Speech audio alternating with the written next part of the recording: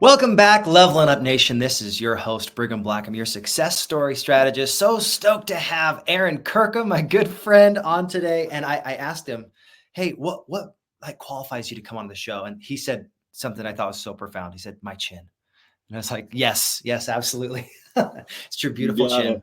Absolutely. He is a stud when it comes to short-term rentals. And today we have a very themed episode. We're talking about the spooky side of short-term rentals. And yes, it's going to be amazing. We're going to have a great time talking about how to equip you to not just walk in faith, but to be able to take those things that are spooky for a lot of new hosts or people that have been doing it a long time and take some of their power away, because we're going to help you be more prepared. And you can have some of these lessons that we've experienced at a significant discount, because we were the ones that paid the price for the lesson. You get them at a steep discount. So really grateful to have you on today. Aaron is from Conmigo Vacation Rentals, and you also have another company, but you're Fix and Flipper. You've done tons of interactions with building and creating short-term rentals, helping people go from start to finish. You got a great group on Facebook as well that I enjoy being a part of with the super hosts. It's not a official group that is Airbnb, but Airbnb Superhost. You done a great job building that, over 6,000 people, which is awesome. So welcome to the call, Aaron. How are you doing today? Finer than frog hair. Just I love it. At it. Yeah, no, doing good. Wonderful. Well, let's start in here. When you hear new hosts say, well, man, I'm so scared of X, Y, or Z, what are the few things that pop up first that are spooky for short-term rental hosts? Short-term rentals. Just short-term rentals. It's just easier. No, I jest in it, but I mean, it's one of the jokes that I'll be honest, whenever some comments on new host, I always just put a meme of someone that's like, run, or like, don't do it, because it can be daunting, and there's a lot more that people don't think about. But probably the biggest thing that I say to a lot of people is just remember, you're setting up a micro hotel. I mean, that's what you're doing. And so you need to be aware that 24/7 customer service or iteration of that is more important. Maintenance is now important, cleaning staff, marketing. So most of the time people see or hear a podcast like this and they're like, oh, that one guy can do it. I totally can do it. You get all this money and it's easy. And then you just don't realize that there's a huge back end to it. And then months later, you have to quit because they didn't plan numbers well enough or whatever it might be. So it is a business. So look at it as a business, and it's a micro hotel. And so you think, okay, if I'm setting up a new business, it's a hotel, what are the things I need to be aware of? I love it. When you think of, let's say, infestations, that's one that I've heard people be like, oh, this is so scary. If you have bugs, bed bugs, you've got cockroaches, you've got all these spiders.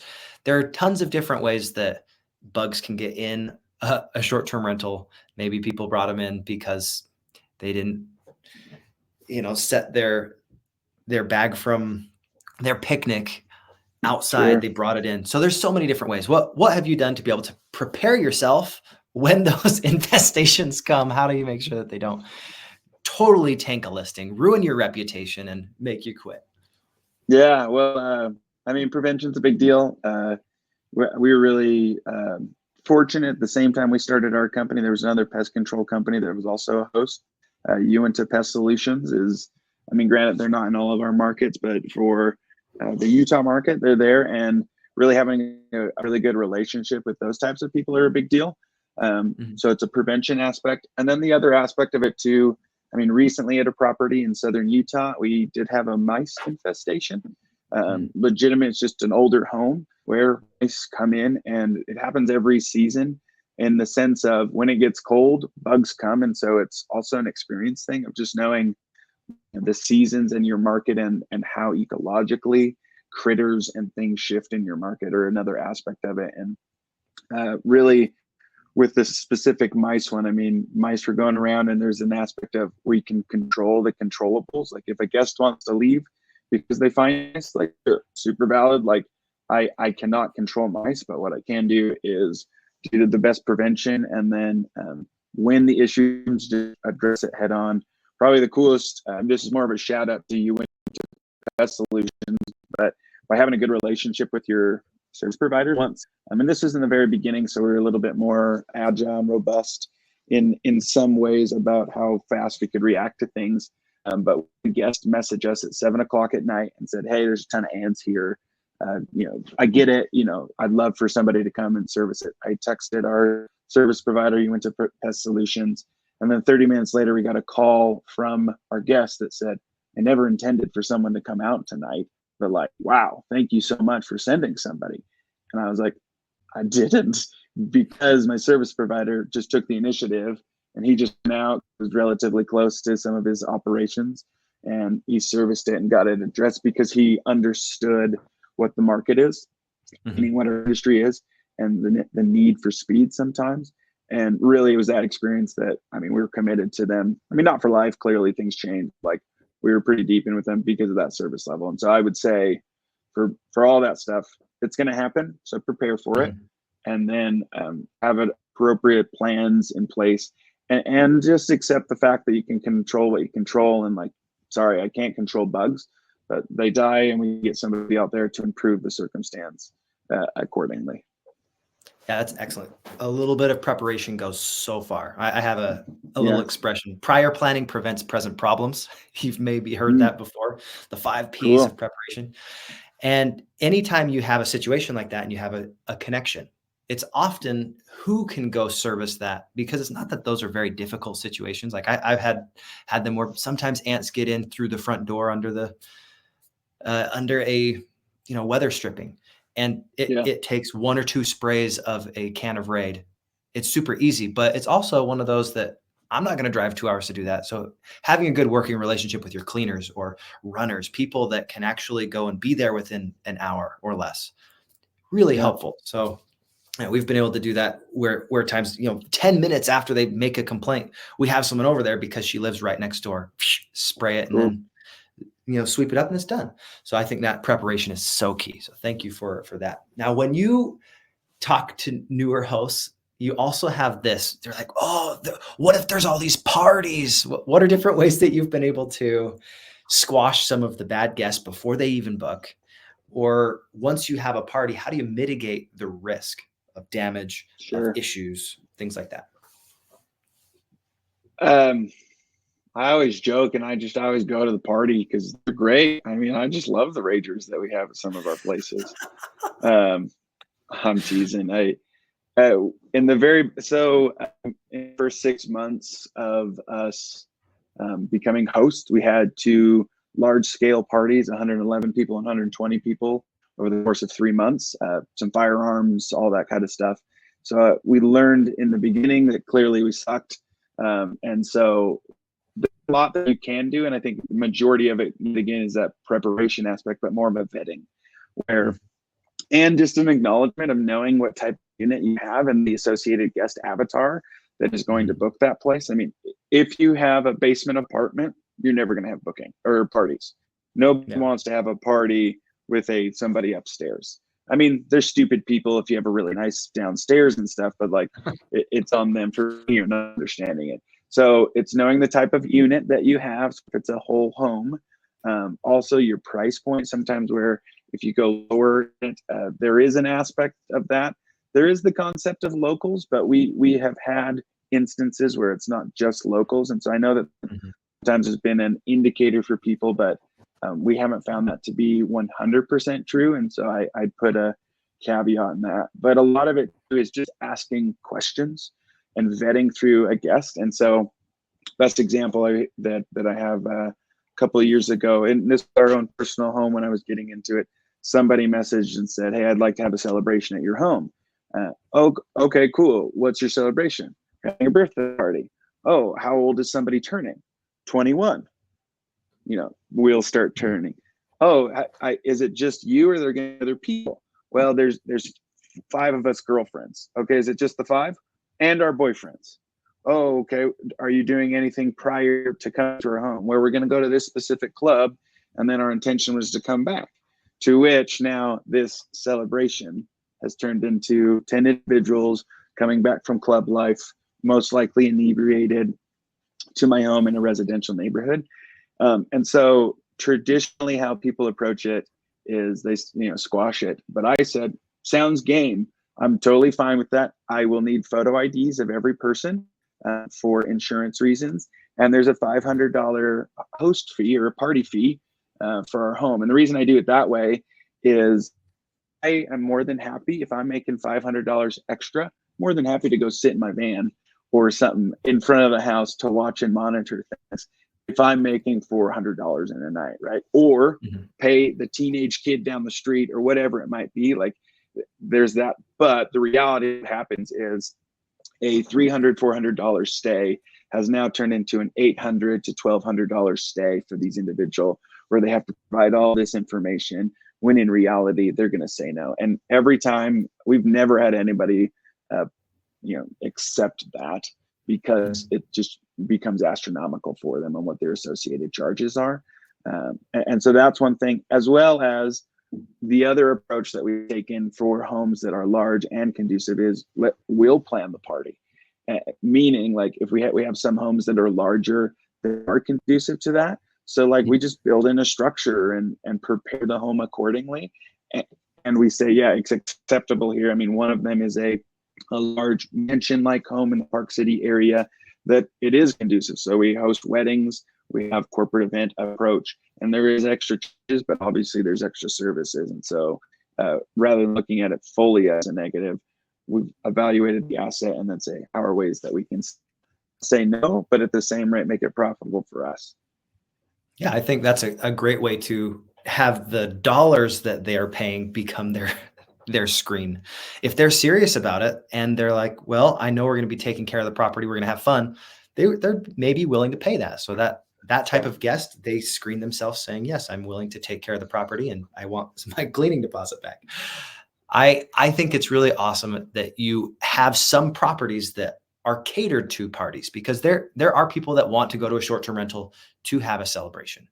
So looking for those specific types of properties. I only have one that's in that type of vein. I have one in Utah. It's set aside from farther than most neighbors, so you can actually be pretty loud. We used to have rock bands play in there all the time. Cool. And didn't have complaints because it wasn't close enough that anybody could hear. And it could house 50, 60 people. And it's a great event venue, but not to have everybody sleep there. So when you are thinking about pre-screening guests, we talked about pre-screening parties. There are a lot of different tools out there, a lot of different ways that you can do that. What are some of the red flags, if you will, that you've seen that work to say, hey, this is actually someone being a scammer, or this is someone trying to get a free stay? How do you prevent those types of guests from showing up? I think it's kind of a vetting thing, just answers not lining up. When people ask and things are a little bit weird and when I say weird, newer profiles are common aspect of it. Former reviews, we do read when you see other people say, and then just asking and saying, hey, said review told about how you were smoking at a property, consistent, can you just give insight? Which then there's two parts to it. One is getting their side of the story, but then also going to that host. And sometimes you can just tell that hosts they don't like hosting, or they're disgruntled. And so all of their reviews are negative towards other people because of reasons. And so it's kind of deciphering between just the host's approach or is it that guest? And so there's asking those questions and making sure that things line up that way. I think the other aspect of it too is your threshold and your preparation for potential damage. For us, we have some incidental insurance in place so that for incidentals, when things get stained and damaged and whatever, there's a way to be compensated.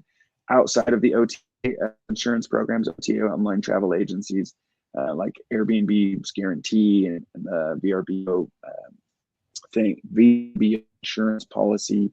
So outside of those, as well as appropriate homeowners insurance.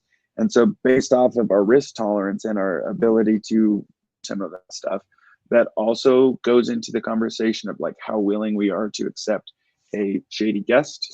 Not that shady is the right word.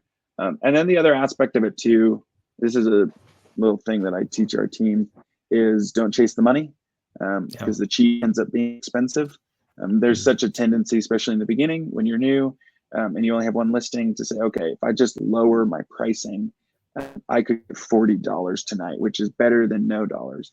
But oftentimes, same day bookings late at night, when it's more than $50, I mean, you're opening yourself up to a lower echelon of people who traditionally, more commonly, down on their luck, going through different things and looking for a cheap place to do illicit activities, whatever they may be.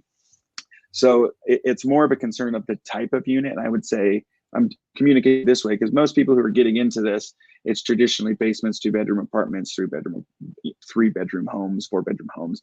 And so the lower you're doing it, you're just opening yourselves up to the potential of someone who's only paying $40 for your $500,000 home or whatever it might be. So that's kind of the other dynamic, is setting your thresholds of like, okay, and sometimes you have to test it. I'm not saying that this is a perfect thing.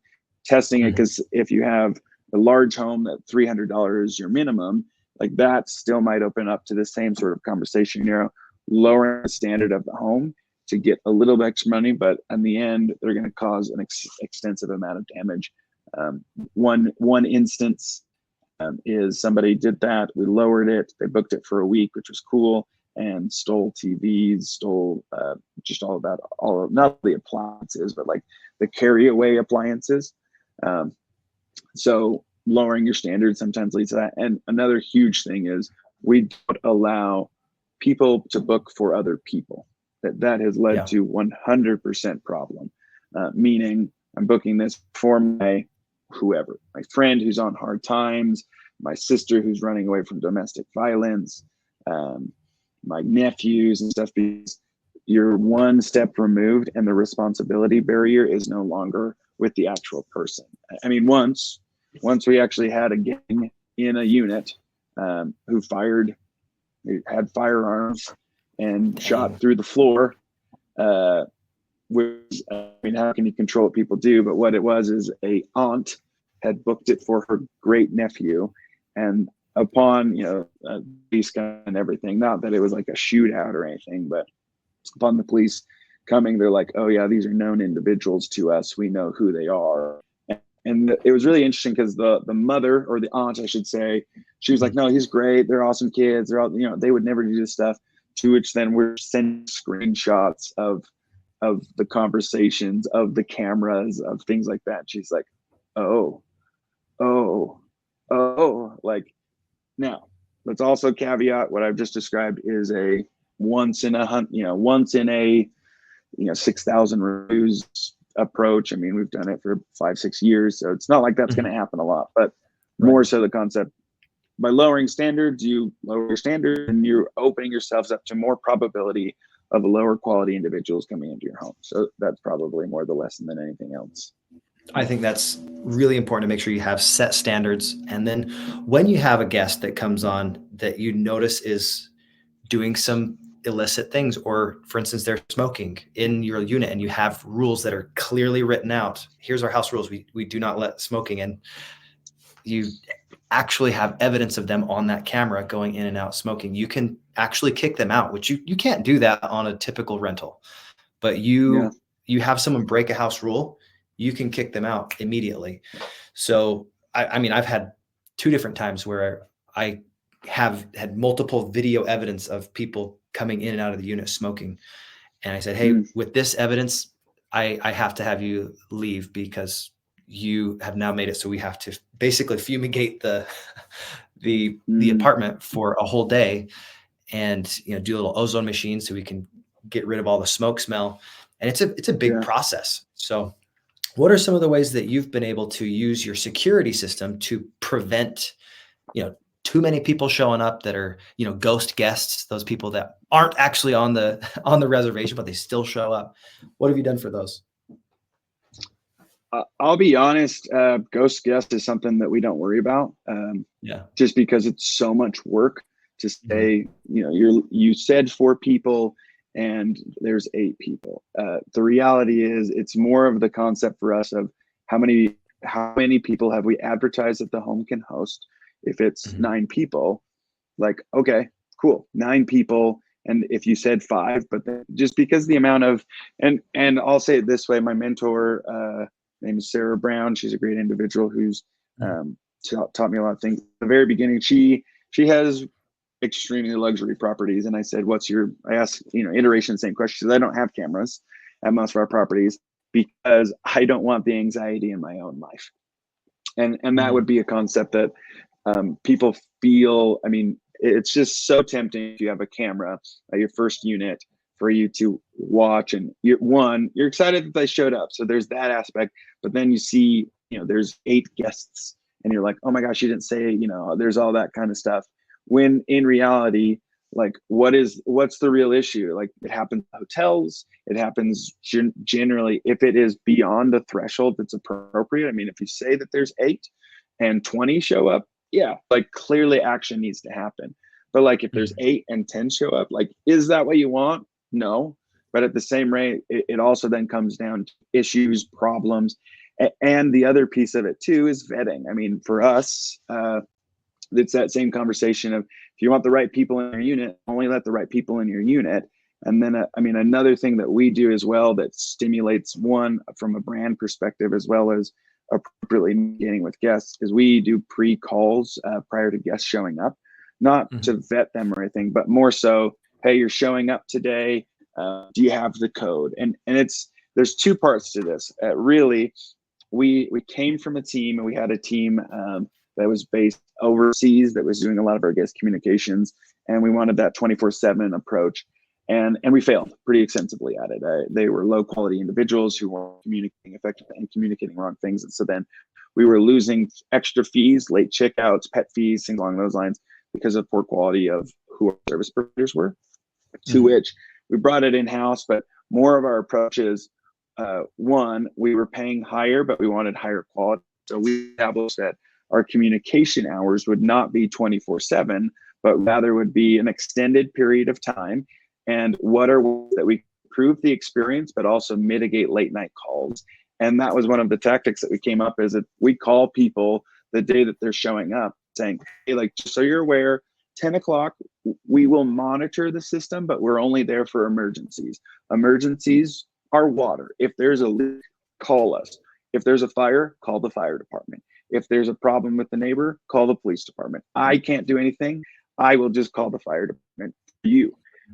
So it's also one of an expectation approach, but then also you're coming in late. Okay, perfect. Do you have the code? Okay, you've got the code. You see it there. Now you're going into a remote area. Make sure that you download this. Here's the link for our guest book. That's the one you understand where the door is. Sometimes this happens. Just be aware of it. And it's more really education prior to them arriving, because 1, they know what to expect, and 2, they have all the resources, because we've all had that experience. You show up to a new place, don't know how to get in, can't find codes, kids are tired, you're tired, all that jazz. And so that's been another way that has helped us mitigate that conversation too, and actually we caught a scammer that way once. So somebody had stolen credit cards of other individuals and then was just hopping from unit to unit on our direct booking website. And our team member, they stayed at one place. Ironically, that was my basement, our very first short-term rental. And then they went to another one, which was a tiny home in the area. And our guest communications team member called. And yesterday, she called Bob, and Bob answered, and then called today for the new guest. But the name was David. Bob and David sounded the exact same and had the same amount of guests. And so we dug in deeper. And as we kind of dug in deeper, we also got a call from the original card owner that said, who are you guys and why are you charging me? To which we said, I don't know, like, that's what's going on your side. And somebody had stolen a credit card from a gas station. And I don't know the nomenclature, how to do that, but it was a truck driving through, their information was here, it got stolen, identity theft. Long story short, we caught the individual, doing all of it, or I should say we didn't catch them. We knew that they were aware, and it was very probable, but they weren't in our unit. They were literally just sitting outside. I was in contact with the police. They came out, they did an investigation, and they couldn't prove that it was because that wasn't in our property and they weren't doing those things. Though 2 times later, they tried again. with somebody else's, because we create these emails that was Bob 1010, and that was just another thing. And so I mean, answering your question about some of that stuff, and I realize it's yet again, it's happened once over 6 years, so yet another terrible thing. So don't actually, a client once goes, you talk a lot about a lot of the bad stuff, so like if you're gonna manage your home, like, can you assure us that this stuff won't happen? I was like, I can't. Like, that's also, because I'm a really big believer of telling the bad side, because I get frustrated when the influencer and the general community at large says, look at my awesome win, yet the reality is, like, this is the back end, and you know, to get to this win, you had to do all these things to get there. It's a journey for all of us, but the reality is bad things happen. And diverted the question and everything, but vetting and making sure that you know, just using your brain. I know that sounds so stupid, but like, just using your brain. Don't let yourself chase the money and focus on, I have to get bookings. Which brings me to another point too, of just understand your market and the seasonality. I mean, I think that's a huge thing that plays into the anxiety of future hosts or new hosts. And a great example, Utah is a market, especially in northern Utah. October and November is always slow, every time. And every October 1st, somebody posts in a group, says, what am I doing wrong? I don't have any bookings in October. And all of us who have rode the roller coaster are like, it's October. Nobody travels in October. I mean, people are in school. Halloween is not a travel holiday. It's also, everybody's kind of hunkered down, waiting for the travel holidays. They're safe to go to places. So it's just an aspect of, that's what it is. And sometimes for those who don't prepare for it, they still have financials that they have to meet that month. And so they chase the money, you know, lower bookings, and then leads to problems, because then they don't have proper insurance. They don't have process and procedure. They don't know that you can call the police. They are familiar with long-term rental laws compared to short-term rental laws. So like, education and understanding your market is another huge aspect that will help you deviate away from the anxiety that does exist in short-term rental, because it is a seasonality regardless of what it is. And talking about seasonality, one of the ways that you can start to recognize that is not just doing it for a while, but going to data-driven places. So like I use AirDNA. That's where I like to get most of my data. But there's also, you can talk to other hosts. You can talk to other people that are in your market. You can talk to realtors that have been selling these properties for years, and actually do some digging. You know, find some people that are seasoned in your market, and then connect with them and say, hey, what are the trends that you're noticing over the last few years? Yeah, in October, November, typically in Utah, bookings are a little bit slower, so you have to budget for that. Sometimes I like to take a little bit longer term bookings at a little bit of a discount, like a midterm rental during those months, because it like I only have one of those right now, but that's one of those that it mitigates a little bit of risk, even though you're not necessarily leaving that unit open for the higher reward during those months. So if you can do that with a few of your rentals while you're in that growth phase, that's a helpful way to at least cover the bills while you're, you know, weathering the storm. Now, I love the idea of your pre-calls. That was an excellent little tidbit there. What if you could say is the most helpful education that you've been able to get to equip yourself? Because talking to people and networking, super valuable. You know, connecting with the right people, going and finding a mentor or a coach. What are some of the ways that you've been able to equip yourself to go eyes wide open into the market and be able to be successful? This is a challenging topic for me, because, and what I mean by that is, I think there's a lot of great influencers who are selling courses and mastermind stuff, but I think a lot of it too comes down to who you are and the way that you learn as an individual. I have never been good at school coursework. I took on some online courses, and they are my worst grades I've ever had. I waited till the last second. I mean, in high school grades, because really for the most part, high school is pretty straight, easy, you know, subject to things. And my worst grade was an econ class that I had to take on because I had a full schedule. And so that's one thing for me that I learned in the beginning, that I'm not good at it. Also, I'm more extrovert myself, and so going and learning from other people at events, hiring someone specifically to be my mentor, not a group mentor, has been a little bit more advantageous for me. And so I think that everybody's course is different. So understanding and knowing how you learn is probably the most appropriate.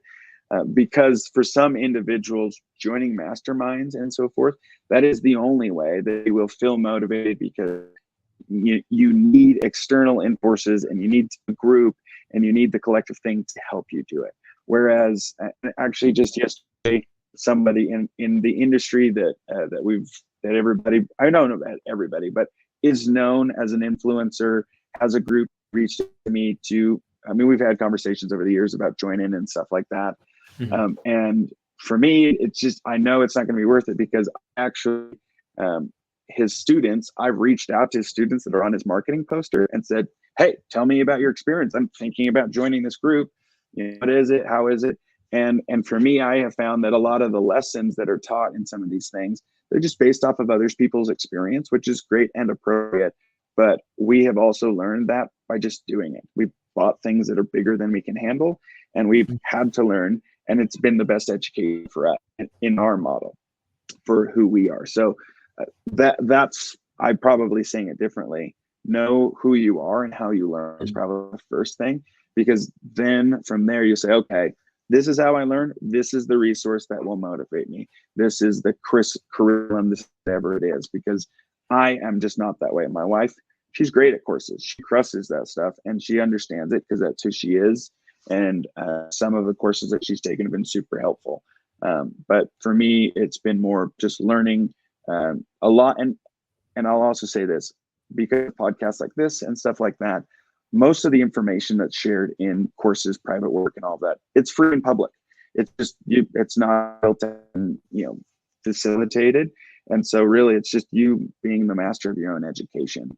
In my approach, I do want to caveat, it's not the best, because clearly there are things that I don't know, and I am leaving opportunities on the table when I'm not joining things or taking courses.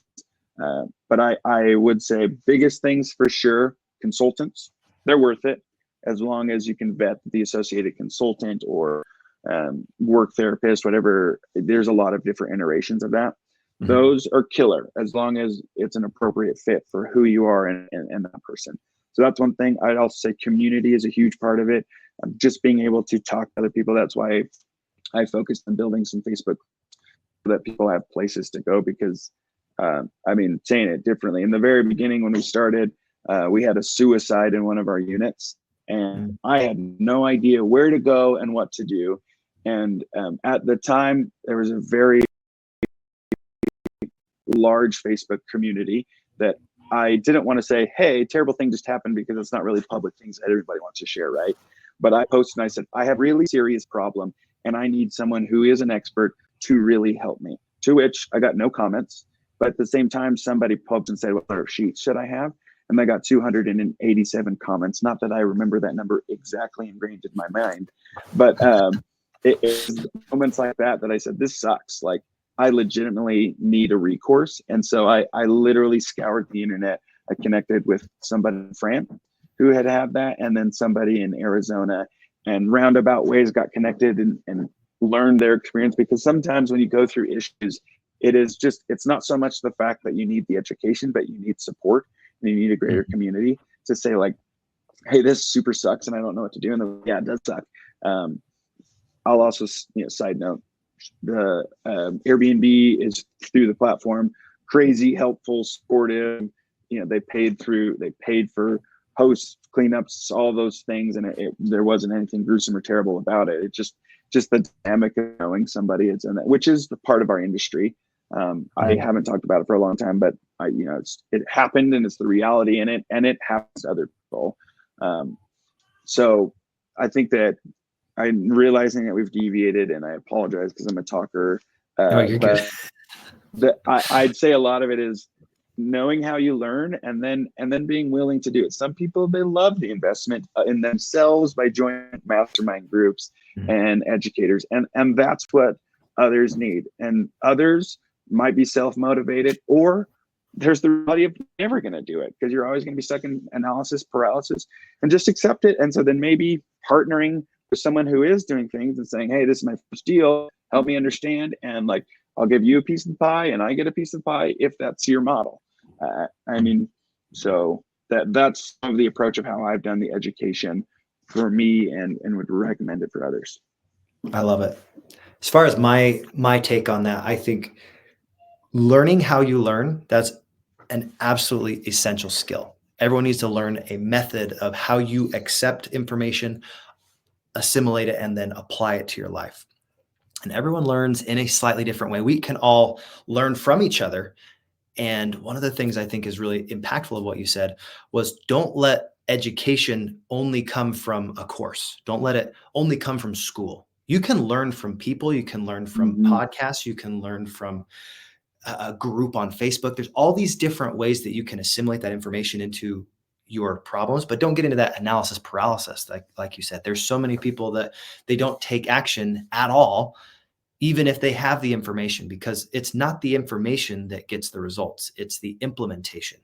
And I think that's one of the reasons why you have a community, those people that you surround yourself with that are consistently doing it. And then get in those groups that actually push you the way that you want to be pushed.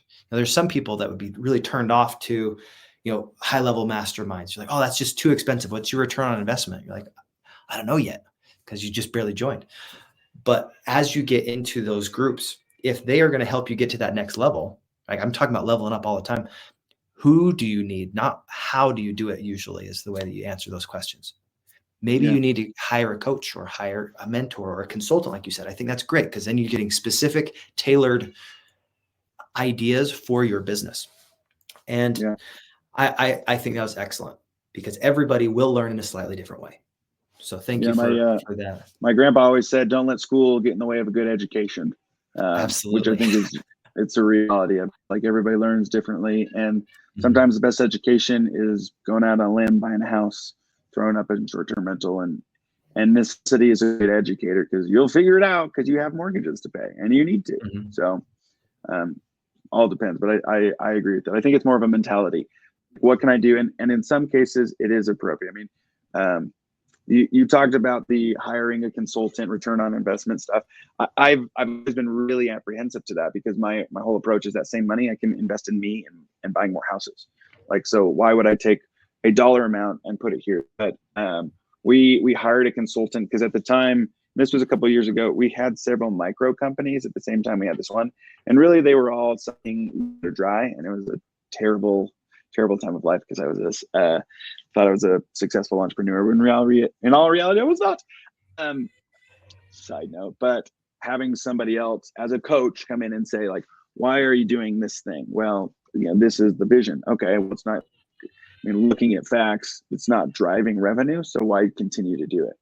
Oh, like, super valid. And why are you supporting this team member when you can see all these instances where they're not? And so I think a lot of it too, just there is huge value that comes, but I think a lot of it too is your openness and having a mentality of, like, I want to get educated, and you're coming in from a positive standpoint, not, I paid the high dollar amount, I need to get my return on investment. All of these groups, and in all education, you get in what you put out. Put in what you put out. You get in, you get out what you put in. You get out of it what you put into it. I get you. I understand where you're coming from. You can tell school is not a priority for me. Well, one of the things that I love about you, though, Aaron, is we connected over language. I think the first time we met at this, Cafe Rio, one of these times where it's like, hey, we're both doing short-term rentals. Let's connect. Ended up speaking in Spanish for a bit, and I was like, what was it that drove me to learn Mandarin and to learn Spanish?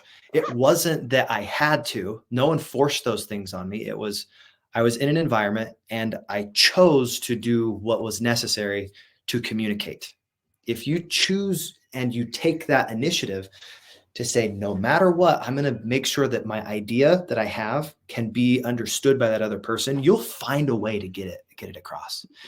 And in short-term rentals, we want to make sure that all of you guys that are listening, you come away from this with an equipped mentality that there are ways you can solve these issues. everything that happens is solvable. Now, that might be an expensive thing to solve. It might be a person that has experienced it somewhere else in the country, like you said, maybe even internationally. But there are ways that you can solve this. Just don't give up because something hard happens. Now, there are times when things are not useful to solve. You might say, hey, you know what? What's my sunken cost? This unit, it's toast. That's okay. But sometimes you can say, hey, this is actually going to be a benefit. I've actually had some guests that were poor. They damaged some stuff, and I made more money because I had to fix stuff than I would have if I didn't. Yeah. Which is an interesting dynamic. Well, and that's what I was going to say too. I mean, we approach failure a lot differently. Failure often leads to great things. I mean, we've had team members quit and you feel like the world's over, but then you're able to replace them with others or better teams or a better solution. I mean, and the best example once too, we had a home where a guest hit the home with their vehicle, which sounds terrible. But in the end, we made money. I mean, another example, our very first it's funny today, like, okay, Halloween, for the first 4 years of our management, there's one specific house on Halloween. Every day at 5:05, I would get a call that something had flooded, broken, or anything. And I'm waiting for the call today because we're 2 years running where we have not received the phone call. But it's this, is the water supposed to be brown? Why is the ceiling leaking? Is water supposed to be coming out of this thing? And it was the dynamics of the home, how we had built things. But really building off of that, once Super Bowl Sunday, that same home, guest had broken a faucet in the morning, had left, the entire home had flooded, like Home Alone, the Wet Bandits, inches. And at face value sounds terrible, but we were able to, one, get the damage repaired, and two, remodel 70% of the home from damage of technically 30-40% of the home because of, one, the OTAs, appropriate insurance, and just being able to leverage the appropriate contracts and everything that we had in place. And basically got a brand new home, which at face value sounds terrible that you have a flood that's that bad. But on the flip side, we got a brand new home basically out of it, and it was awesome. So we love damage. Damage we approach in a very positive light, though it does suck in the instant. Great things come from it. I think that's a great way to end this call. Thank you so much, Aaron, for pouring so much value into this and taking some of the scariness out of these spooky moments. And thanks for being here with us. It was a pleasure to chat with you, and man, great wealth of experience and knowledge. I know you've got a book that you recently wrote. Tell people where they can go find it and how they can connect with you. Yeah, part of the hospitable host community. It's where everybody gives kind of their stories and puts them all into the group. So you can just go to hospitalhost.com. I learned from, what you can from me and others. So it's a great community and great things that they're doing in that initiative. Conmigo is our company, and you're more than welcome to reach out. We have Facebook groups that are per state, building community, just because it's hard. I mean, there's a lot of things. Also, we're just finalized the Utah Short-Term Rental Association. There's my shameless plug. If you want to join from an advocacy standpoint, I'm really involved. I'm passionate about having appropriate conversations with cities rather than non-appropriate ones. Excellent. Well, thank you so much, Aaron, for your time, your energy, your effort, all you put into it. Guys, go check out his community. It is phenomenal, and really grateful for the opportunity to communicate with you today. Guys, keep leveling up your life. Keep doing everything you can to get to that next level, because it's worth it and you're worth it. God bless.